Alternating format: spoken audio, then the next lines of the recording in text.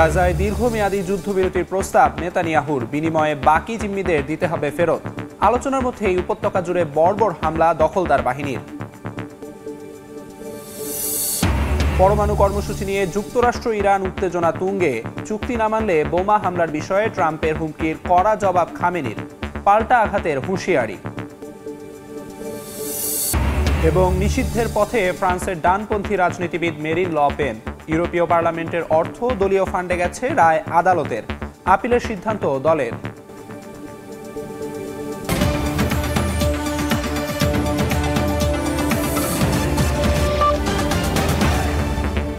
আন্তর্জাতিক সময়ের সঙ্গে আছি আমি আমিরুল ইসলাম আলিফ। টানা কয়েক ঘন্টা অভিযান চালিয়ে ভূমিকম্পে বিপর্যস্ত মিয়ানমারের ধ্বংসস্তূপ থেকে ৬ জনকে জীবিত উদ্ধার করা হয়েছে। এখন পর্যন্ত ভয়াবহ এই বিপর্যয়ের কবলে পড়ে মৃতের সংখ্যা ছাড়িয়েছে ২,০০০, আহত প্রায় ৪,০০০। ধ্বংসস্তূপের নিচে চাপা পড়াদের উদ্ধারে অভিযান অব্যাহত রেখেছে উদ্ধারকারীরা। এদিকে নিহত ও ক্ষতিগ্রস্তদের স্মরণে জাতীয় পতাকা আগামী ৬ এপ্রিল পর্যন্ত অর্ধনমিত থাকবে বলে জানিয়েছে মিয়ানমারের জান্তা সরকার। অন্যদিকে ভূমিকম্পের কবলে পড়া থাইল্যান্ডের ধ্বংসস্তূপেও উদ্ধার কাজ অব্যাহত আছে বলে খবর পাওয়া গেছে। উচ্চমাত্রার ভূমিকম্পের কবলে পড়ে মানবিক বিপর্যয় নেমে এসেছে মিয়ানমার জুড়ে। উদ্ধার কাজ অব্যাহত থাকলেও ধ্বংসস্তূপের নিচ থেকে আহতদের উদ্ধারে দেখা দিচ্ছে মারাত্মক জটিলতা। স্থানীয় সময় সোমবার টানা কয়েক ঘন্টার চেষ্টার পর নারীসহ ৬ জনকে জীবিত উদ্ধার করেছে চীনা উদ্ধারকারী দল। তাদের চিকিৎসার জন্য হাসপাতালে নেওয়া হয়েছে। এদিকে ভূমিকম্পে বিধ্বস্ত মিয়ানমারে লম্বা হচ্ছে লাশের সারি। এখন পর্যন্ত মৃতের সংখ্যা ছাড়িয়েছে ২,০০০, আহত ৩,৫০০-এর ওপরে। মিয়ানমারের জান্তা সরকার জানিয়েছে স্থানীয় সময় মঙ্গলবার দুপুরের দিকে নিহত ও ক্ষতিগ্রস্তদের সম্মানে ১ মিনিট নীরবতা পালন করা হবে। আগামী ৬ এপ্রিল পর্যন্ত অর্ধনমিত রাখা হবে দেশটির জাতীয় পতাকা। ভূমিকম্পের কবলে পড়ে বিপর্যস্ত থাইল্যান্ড এখনও অব্যাহত আছে উদ্ধার কাজ। কর্তৃপক্ষ জানিয়েছে জীবিত কাউকে উদ্ধার করা হবে এই আশায় ধ্বংসস্তূপে ব্যাপক অভিযান চালাচ্ছে উদ্ধারকারী দল। এছাড়া চীনা কোম্পানির নির্মাণাধীন বহুতল ভবন ধসে পড়ার কারণ জানতে তদন্ত চলছে বলে জানিয়েছে থাইল্যান্ডের সরকার। কাকুলি আখতার, সময় সংবাদ। গাজায় দীর্ঘমেয়াদী যুদ্ধবিরতির প্রস্তাব দিয়েছে ইসরায়েল, তবে বিনিময়ে বাকি অর্ধেকের বেশি জিম্মিদের ফিরিয়ে দিতে হবে বলে জানায় তারা। এদিকে গাজাবাসীর ওপর অব্যাহত আছে ইসরায়েলি বর্বর হামলাও। গত ৪৮ ঘন্টায় নেতানিয়াহু বাহিনীর হাতে প্রাণ হারিয়েছেন অন্তত ৮০ ফিলিস্তিনি। ইসরায়েলি বাহিনীর হামলা থেকে প্রাণে বাঁচতে রাফা থেকে পায়ে হেঁটেই নিরাপদ স্থানের খোঁজে রওনা হয়েছেন বিধ্বস্ত উপত্যকাটির শত শত মানুষ। গাজার দক্ষিণাঞ্চলে নেতানিয়াহু বাহিনী বড়সড় হামলার প্রস্তুতি নিচ্ছে। ইসরায়েলি বাহিনীর বরাত দিয়ে এমনটাই জানিয়েছে বার্তা সংস্থা রয়টার্স। রাফা অঞ্চল থেকে পায়ে হেঁটেই সরে যাচ্ছেন শত শত বাস্তুচ্যুত বাসিন্দা।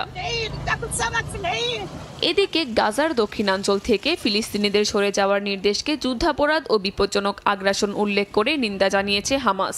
স্থানীয় সময় সোমবার টেলিগ্রামে দেয়া এক বিবৃতিতে গোষ্ঠীটি বলে, নিরপরাধ হাজারো মানুষকে বাস্তুচ্যুত করা আন্তর্জাতিক আইন ও মানবাধিকারের চরম লঙ্ঘন। ইসরায়েলি আগ্রাসনকে জাতিগত নিধনের পূর্ণাঙ্গ উদাহরণ বলেও মন্তব্য করে গোষ্ঠীটি। তবে আশঙ্কা করা হচ্ছে হামাসের এই বিবৃতির পর সংঘাত আরও তীব্র হতে পারে। অন্যদিকে সোমবার গাজায় দীর্ঘমেয়াদী যুদ্ধবিরতির প্রস্তাব দিয়েছে ইসরায়েল। শর্ত হিসেবে অর্ধেকের বেশি অবশিষ্ট বন্দীদের মুক্তি চাওয়া হয়েছে। তবে বিশ্লেষকরা বলছেন গাজায় যুদ্ধবিরতির ভবিষ্যৎ অনিশ্চিত। নতুন অভিযান গাজার পরিস্থিতিকে আরও জটিল করে তুলতে পারে। কাকুলি আখতার, সময় সংবাদ। আন্তর্জাতিক সময় আরও থাকছে। এবার বিশ্বের সব দেশের পণ্যে শুল্ক আরোপ করতে যাচ্ছেন ডোনাল্ড ট্রাম্প। যুক্তরাষ্ট্রের সঙ্গে বাণিজ্য তারতম্য মেটাতেই এই সিদ্ধান্ত। পাল্টা জবাবের হুঁশিয়ারি চীনের।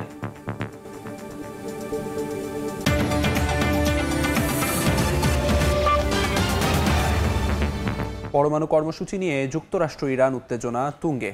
চুক্তি না হলে তেহরানে বোমা হামলা চালানোর হুমকি দিয়েছেন মার্কিন প্রেসিডেন্ট।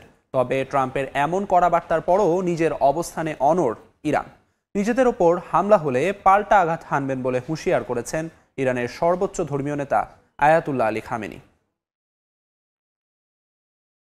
সম্প্রতি মার্কিন প্রেসিডেন্ট ট্রাম্প ইরানের সর্বোচ্চ নেতা আয়াতুল্লাহ খামেনিকে সরাসরি চিঠি পাঠিয়ে হুঁশিয়ারি দিয়েছিলেন নতুন সমঝোতায় না এলে সামরিক পদক্ষেপ নেবে ওয়াশিংটন। তবে খামেনি তা সরাসরি প্রত্যাখ্যান করেন। এবার ইরানকে ফের হুমকি দিলেন ট্রাম্প।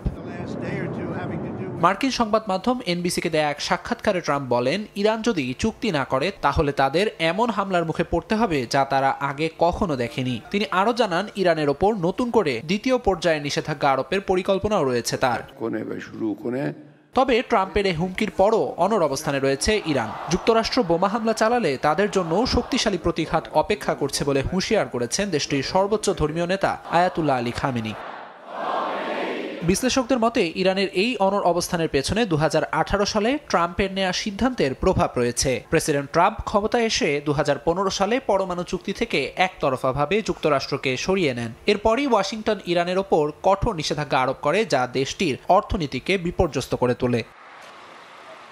আমিরুল ইসলাম আলিফ, সময় সংবাদ। যুদ্ধবিরতি নিয়ে চলমান আলোচনার মধ্যেই হামলা অব্যাহত রেখেছে রুশ ও ইউক্রেনীয় সেনারা। রোববার ইউক্রেনের বিভিন্ন অঞ্চলে ব্যাপক ক্ষেপণাস্ত্র হামলা চালায় রাশিয়া। এতে আহত হয়েছেন বেশ কয়েকজন। একই দিন রাশিয়ার বিভিন্ন অঞ্চল লক্ষ্য করে পাল্টা ড্রোন হামলা চালায় ইউক্রেনীয় বাহিনীও। এদিকে সোমবার ইউক্রেনকে আরও $160 কোটি সামরিক সহায়তার ঘোষণা দিয়েছে সুইডেন। অন্যদিকে স্পেনের মাদ্রিদের এক বৈঠকে পুতিনকে যুদ্ধবিরতি প্রস্তাবে রাজি হওয়ার আহ্বান জানান ইউরোপীয় ইউনিয়নের নেতারা। আবারও পশ্চিমা মিত্রদের কাছ থেকে অস্ত্র সহায়তা পেতে যাচ্ছেন জেলেনস্কি। সুইডেন জানিয়েছে এখন পর্যন্ত সবচেয়ে বড় সামরিক সহায়তা দেবে কিয়েভকে। মস্কোর বিরুদ্ধে লড়াইয়ে অবস্থান শক্ত করার জন্যই এই সহায়তা দেয়া হবে। সোমবার এক সংবাদ সম্মেলনে সুইডেনের প্রতিরক্ষা মন্ত্রী পাল জনসন $160 কোটি এই সামরিক সহায়তার ঘোষণা দেন। অন্যদিকে স্পেনের মাদ্রিদে এক বৈঠকে ইউক্রেন যুদ্ধ নিয়ে প্রশ্ন উঠলে রাশিয়াকে যুদ্ধবিরতি প্রস্তাবে রাজি হওয়ার আহ্বান জানান ইউরোপীয় ইউনিয়নের নেতারা। এছাড়া ইউক্রেনের শান্তিরক্ষী বাহিনী মোতায়েন নিয়েও বৈঠকে আলোচনা হয়। ফ্রান্স ও ব্রিটেন এ নিয়ে কাজ করছে বলে জানা যায়। দ্রুত সংঘাত বন্ধে ক্রেমলিনের ওপর যুক্তরাষ্ট্রকে চাপ প্রয়োগের আহ্বানও জানান ইইউ নেতারা। কাকুলি আখতার, সময় সংবাদ। ইউরোপীয় পার্লামেন্টে দেয়া তহবিল আত্মসাতের অভিযোগে ফ্রান্সের ডানপন্থী রাজনীতিবিদ মেরিন লে পেনকে আসন্ন নির্বাচনে অংশ নেওয়ার ওপর নিষেধাজ্ঞা দিয়েছেন আদালত। দীর্ঘ বিচার প্রক্রিয়া শেষে আদালত তাকে দোষী সাব্যস্ত করে রায় দিয়েছেন সোমবার। আদালত বলেন, ইউরোপীয় পার্লামেন্ট থেকে প্রাপ্ত 30 লাখ ইউরো দলীয় কর্মীদের বেতন দিতে ব্যবহার করেন লে পেন। 2004 থেকে 2016 সাল পর্যন্ত ইউরোপীয় পার্লামেন্টের তহবিল থেকে প্রায় 30 লাখ ইউরো আত্মসাতের অভিযোগে আদালতে বিচারের মুখোমুখি হন ফ্রান্সের ডানপন্থী দল ন্যাশনাল র্যালির রাজনীতিবিদ মেরিন লে পেন। তদন্তে উঠে আসে এই অর্থ দলের কর্মীদের বেতন দিতে ব্যবহার করা হয়েছিল, যা আইনসিদ্ধ নয়। দীর্ঘ বিচার প্রক্রিয়া শেষে আদালত তাকে দোষী সাব্যস্ত করেন এবং ভবিষ্যতের যে কোনো সরকারি পদে প্রার্থিতার ওপর নিষেধাজ্ঞা আরোপ করেন। এই মামলায় লে পেন ছাড়াও আরও 25 জনের বিরুদ্ধে অভিযোগ আনা হয়েছে। তারা ইউরোপীয় পার্লামেন্টের দেয়া তহবিলের অপব্যবহার করে দলের স্বার্থে ব্যয় করেছেন বলে আদালতের রায়ে উল্লেখ করা হয়। ইউরোপীয় পার্লামেন্টের যেসব কর্মীদের জন্য এই অর্থ বরাদ্দ করা হয়েছিল তারা প্রকৃতপক্ষে কোনো কাজ করেননি বলে তদন্তে উঠে আসে। ফলে এটিকে প্রশাসনিক কোনো ভুল নয়, বরং পরিকল্পিত দুর্নীতি বলে রায়ে জানান আদালত। লে পেন রায় শোনার আগে আদালতের কক্ষ ত্যাগ করেন এবং বরাবরের মতো এই অভিযোগকে রাজনৈতিক ষড়যন্ত্র হিসেবে দাবি করেন। তার দলও রায়ের বিরুদ্ধে আপিল করার ঘোষণা দিয়েছে। এই রায়ের কারণে 2027 সালে অনুষ্ঠিত হতে যাওয়া ফরাসি প্রেসিডেন্ট নির্বাচনে লে পেনের অংশগ্রহণ নিয়ে অনিশ্চয়তা তৈরি হয়েছে।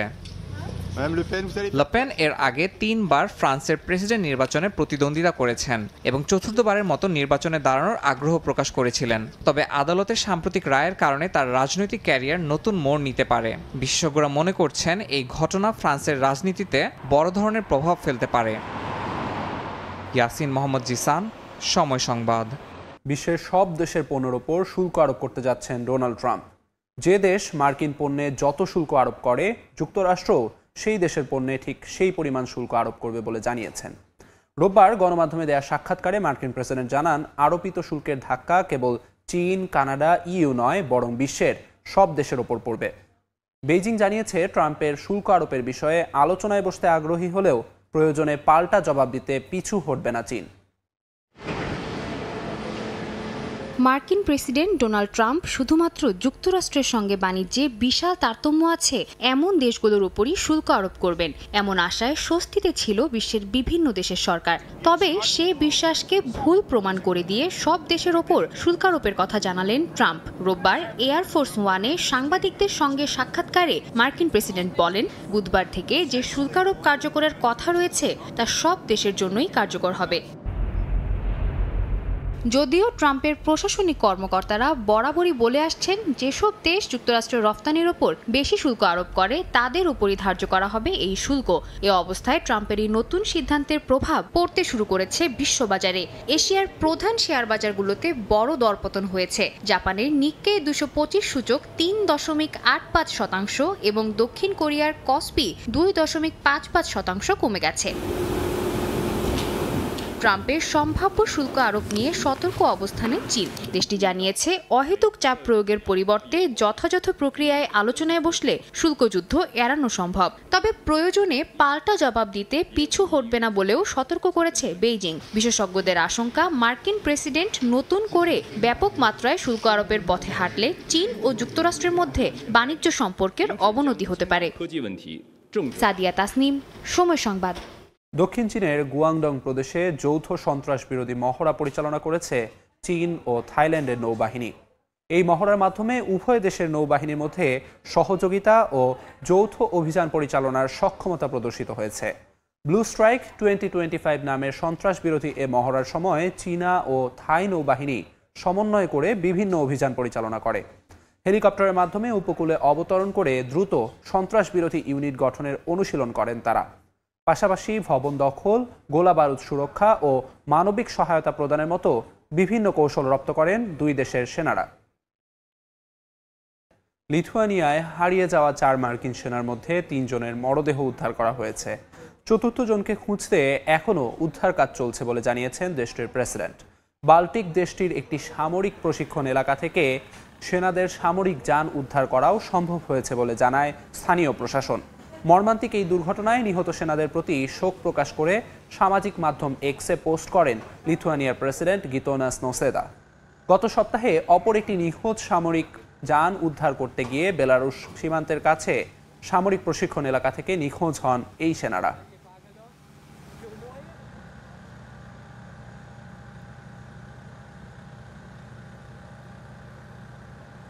নতুন বিতর্কে প্রিন্স হ্যারি। এবার তার বিরুদ্ধে হেনস্থা ও হয়রানির অভিযোগ আনলেন তারই প্রতিষ্ঠিত দাতব্য সংস্থার চেয়ারপারসন সোফি চান্দাউকা। বললেন, মাসের পর মাস অন্যায়ভাবে তাকে সংগঠন থেকে সরানোর চেষ্টা করেছেন হ্যারি। প্রিন্স হ্যারির বিরুদ্ধে গুরুতর অভিযোগ তুলেছেন সেন্তেবালে সংস্থার চেয়ারপারসন ডক্টর সোফি চান্দাউকা। স্কাই নিউজকে দেয়া সাক্ষাৎকারে তিনি বলেন, হ্যারি তার মতামত উপেক্ষা করে একতরফাভাবে বোর্ড সদস্য নিয়োগের সিদ্ধান্ত নেন। একই সঙ্গে তাকে সরিয়ে দেওয়ার জন্য মাসের পর মাস হয়রানি করেন। মঙ্গলবার প্রিন্স হ্যারি তার পদত্যাগের ঘোষণা দেন। তবে চান্দাউকা বলছেন, সংগঠনের দায়িত্বশীলদের না জানিয়েই একতরফাভাবে সংবাদ মাধ্যমে খবর ছড়িয়ে দেন হ্যারি। এতে শুধু তিনি নন, ক্ষতিগ্রস্ত হয়েছেন সেন্তেবালের 540 জন কর্মী এবং তাদের পরিবার। এই ঘটনাকে তিনি বিস্তৃত মাত্রার হয়রানি বলে দাবি করেছেন। আমি যখন হ্যারির বিরুদ্ধে অভিযোগ তুলেছিলাম তখন তিনিই তদন্ত প্রক্রিয়ায় হস্তক্ষেপ করেন। শেষমেশ তদন্তকারী জানিয়ে দেন, বোর্ড আমাকে সরিয়ে দিচ্ছে। এটি পূর্ব পরিকল্পিত। And somehow everybody's just supposed to tolerate that. এমনকি সাসেক্স মিশনারি ব্যবহার করে সংবাদের নিয়ন্ত্রণ নেওয়ার অভিযোগ তুলেছেন চান্দাউকা। হ্যারির বিরুদ্ধে আনা এসব অভিযোগের বিষয়ে এখনো কোনো আনুষ্ঠানিক প্রতিক্রিয়া জানায়নি ব্রিটিশ রাজপরিবার বা হ্যারির মুখপাত্র। আমিরুল ইসলাম আলিফ, সময় সংবাদ। আন্তর্জাতিক সময়ের শীর্ষ সংবাদগুলো জানিয়ে দিচ্ছি আরেকবার। গাজায় দীর্ঘমেয়াদী যুদ্ধবিরতির প্রস্তাব নেতানিয়াহুর, বিনিময়ে বাকি জিম্মিদের দিতে হবে ফেরত। আলোচনার মধ্যেই উপত্যকা জুড়ে বর্বর হামলা দখলদার বাহিনীর।